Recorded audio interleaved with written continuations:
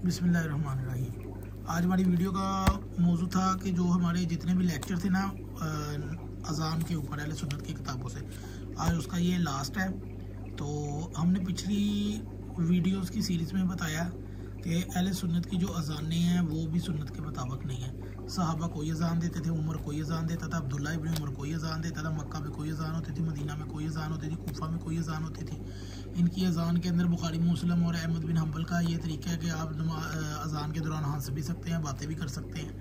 और इब्न हज़म का है कि जी आप इजाफ़ा भी कर सकते हैं अज़ान में, ये तो सवाब है वगैरह वगैरह।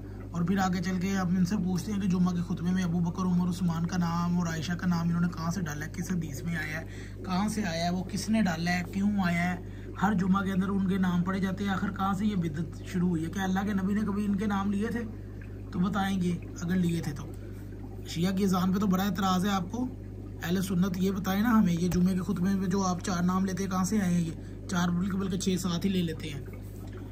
अच्छा, ये मुजद्दद अल फसानी के अहद का वाक़या। ये मुजद्दद अल फसानी वो जिसको खादम रिजवी साहब, वो जो बुखारी मुस्लिम में अबू बकर की गाली को बड़ा अपने से फ़ख्र से बयान करता था, वो बेशरम, वो जो बुखारी के अंदर वो चाटने वाली जो रवायत को अरबी में पढ़ता है और उर्दू में बताता नहीं है लोगों को।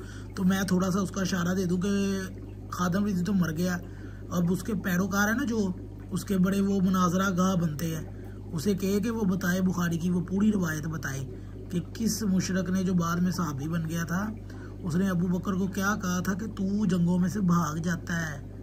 तो फिर अबू बकर ने गंदी गाली दी थी कि तू अपने वो जो देवी है ना अपनी, उसकी जाके शर्मगाह चाट। तो अरबी में ये गालियाँ देता है ये खादम रिजवी।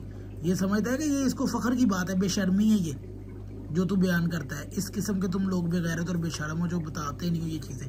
तुम्हारी किताबों में ये गंद लिखा हुआ है।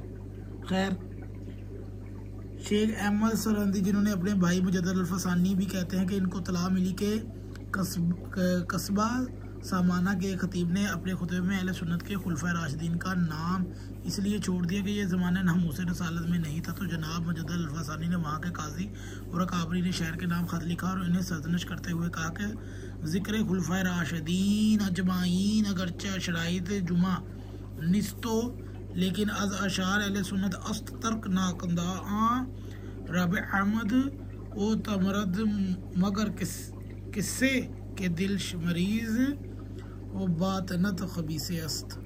खुलफा राशिदीन का जिक्र अगरचा जुम्मा की शर्त में दाखिल नहीं मगर अहले सुन्नत वल जमात का मजहबी इशार है। खुतबा खुलफा राशिदीन का जिक्र वही छोड़ सकता है जो दिल में मरीज और बातन में खबीस हो।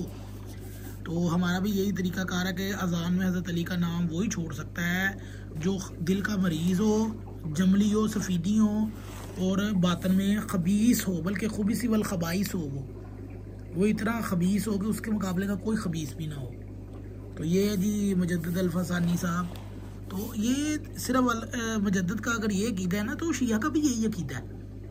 ये है जी इनके खादम रिजवी अल मारूफ लंगड़े शैतान के ये मरीद बाबे मुजद्दद अल फसानी, और वो जो अबू बकर की गालियों को नकल करता है अपने जुम्मे के खुतबे में और मज़ैल मारता है, ये है वो है, ड्रामे करता है और रोने की नकलें उतारता है। इसके मरने पे जो रोने के तमाशे लगे थे मस्जिदों के बाहर वो भी सबने देखे हैं। तो ये था जी मुजद्दद अल फसानी।